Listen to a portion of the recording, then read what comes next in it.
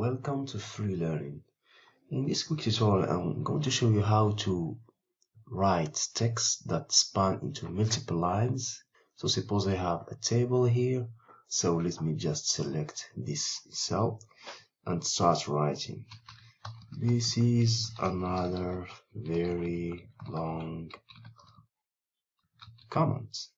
Now I put a column, then I click on Alt, Enter. Then I add my first comment. Comment 1. Alt, Enter. Comment 2. Alt, Enter.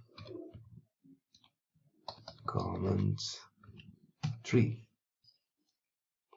And now let's put my cursor out of this cell, and you can see that I have long comments that could be several lines. It is easy to read. I hope you found this trick helpful. Thank you for watching.